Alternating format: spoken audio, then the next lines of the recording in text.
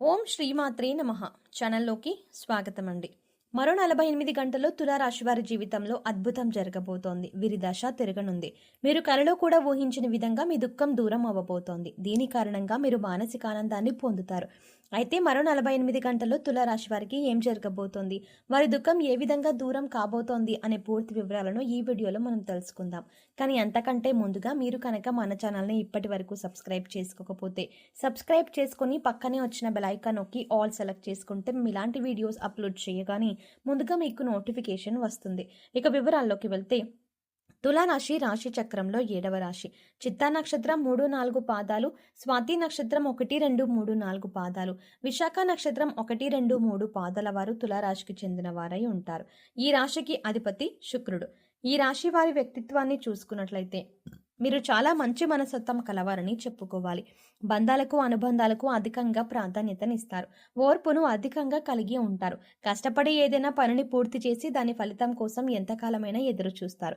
ఎంత కష్టం వచ్చినా బంధాలని వదులుకోవడానికి ఇష్టపడరు. అలాగే కొత్త స్నేహాలు బంధాలు పరిచయం అయినప్పటికీ కూడా పాత బంధాలని విడిచిపెట్టరు. కుటుంబ సభ్యులపైన అమితమైన ప్రేమానురాగాలని కలిగి ఉంటారు. కుటుంబం అంటే ఈ రాశి వారికి ఒక పెద్ద బలం అని చెప్పుకోవాలి. అలాగే ఇది వీరికి ఒక పెద్ద బలహీనతని కూడా చెప్పుకోవచ్చు. కుటుంబ సభ్యుల కోసం ఏం చేయడానికైనా సిద్ధంగా ఉంటారు.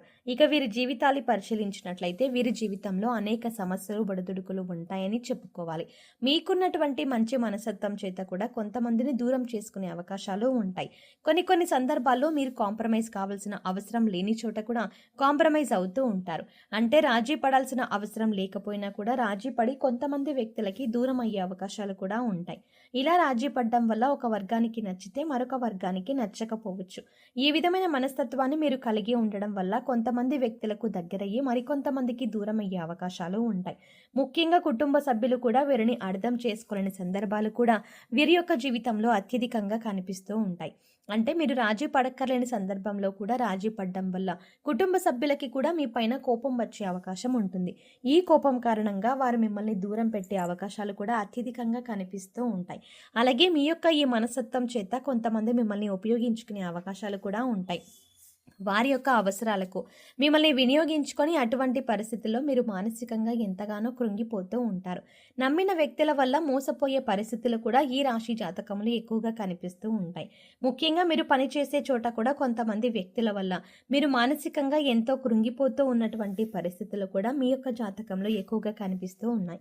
అయితే ముఖ్యంగా ఈ రాశి వారి యొక్క జీవితంలో ఒడిదుడుకులు సమస్యలు ఉన్నప్పటికీ ఆ భగవంతుని ఆరాధనలో మీరు నిత్యం సమయాన్ని గడపడం వల్ల ఖచ్చితంగా వీరికి శుభ ఫలితాలైతే కలుగుతాయి. ప్రతినిత్యం ఇష్టదైవ నామస్మరణ చేసుకుంటూ ఉండాలి. దీనివల్ల మీకు దైవ బలం పెరుగుతుంది. మానసికంగా దృఢంగా ఉంటారు. కొంతమంది వ్యక్తులు ఏం చేస్తూ ఉంటారంటే వారికి ఏదైనా సమస్య వచ్చినప్పుడు శని భగవానుని నిందిస్తూ ఉంటారు. అంటే మీద కూర్చున్నాడు మాకు శని పట్టింది అని ఈ విధంగా శని భగవానుని నిందిస్తూ ఉంటారు. శని భగవానుని మాటలతో అవమానపరుస్తూ ఉంటారు.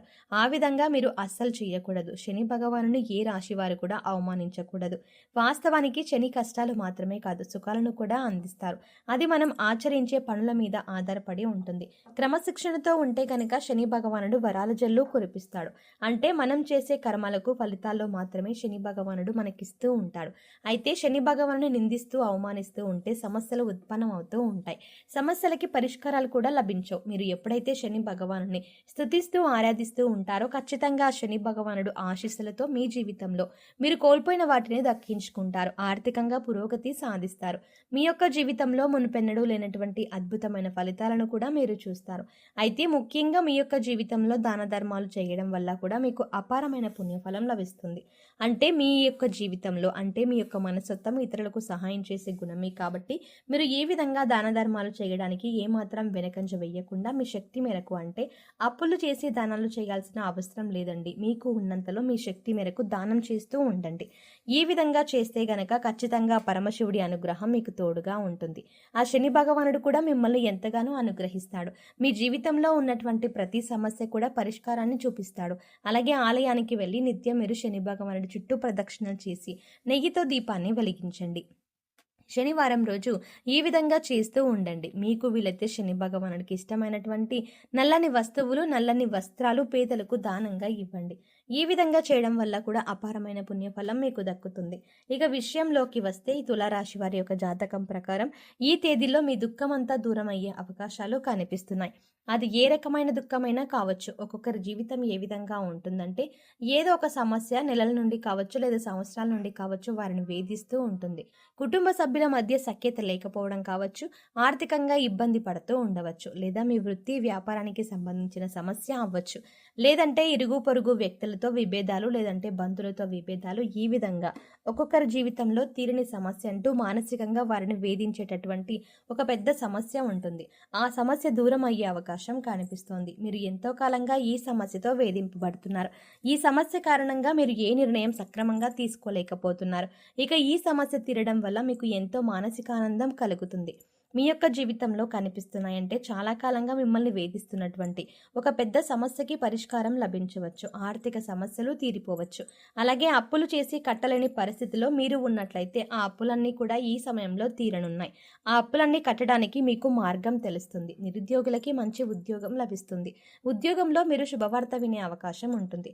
ప్రమోషన్తో కూడిన ట్రాన్స్ఫర్ లభించవచ్చు. అలాగే విదేశాలకు వెళ్ళాలి అనుకునే వారికి కూడా ఇది ఒక శుభ సమయంగా సూచిస్తుంది. విదేశాలకు వెళ్ళి అక్కడే స్థిరపడాలి అనుకునే వారికి కూడా చక్కటి అవకాశం లభిస్తుంది. కుటుంబ సభ్యుల మధ్య ఉన్నటువంటి అపార్థాలు తొలగిపోవచ్చు. కుటుంబ వాతావరణం ప్రశాంతంగా మారవచ్చు. లేదంటే వివాహం కోసం ప్రయత్నం చేస్తున్న వారికి వివాహానికి సంబంధించి ఒక చక్కటి వార్త వినే అవకాశాలు కూడా కనిపిస్తున్నాయి. ఈ విధంగా మీ యొక్క జీవితంలో చాలా కీలకమైన రోజులుగా చెప్పుకోవాలి. ఈ 2 రోజుల్లో మీరు ఉదయం లేవగానే సూర్య భగవానుడికి నమస్కారం చేసుకోండి. సూర్య ఆరాధన చేయడం వల్ల అద్భుతమైన ఫలితాలు పొందవచ్చు. ఆరోగ్యం మెరుగుపడుతుంది. ఈ 2 రోజులు మాత్రమే కాదండి, ఎప్పుడైనా సరే ప్రతిరోజు మీరు సూర్యోదయానికి ముందే నిద్రలేచి ఉదయించే సూర్యుడికి నమస్కరిస్తే కనుక ఆ సూర్య భగవానుడి యొక్క ఆశీస్సులు ఎల్లవెల్లలా మీకు తోడుగా ఉంటాయి. అలాగే ప్రతిరోజు కూడా సూర్యుడికి ఆర్జ్యం సమర్పించండి. అంటే రాగి పాత్రలో నీళ్లు తీసుకొని అందులో కొద్దిగా కుంకుమ అక్షతలో ఒక ఎర్రటి పువ్వుని వేసి సూర్యుడి వైపు తిరిగి చేతులను మీ నుదుటి కంటే కూడా పైకి పెట్టుకొని 2 చేతులతో చెంబు పట్టుకొని సూర్యుడికి నీళ్లను సమర్పించాలి. అయితే ఇలా సమర్పించిన నీళ్లు మీ కాళ్ళ మీద పడకుండా చూసుకోండి. ఏదైనా మొక్కలో కానీ లేదా వేరే ఏదైనా టబ్లో కానీ ఆ నీళ్లు పడేలా చూసుకోండి. అలాగే ఇంట్లో కూడా ప్రతిరోజు దీపారాధన చెయ్యండి. దీనివల్ల మీకు ఇంట్లో అలాగే మీలో కూడా పాజిటివ్ వైబ్స్ వస్తాయి.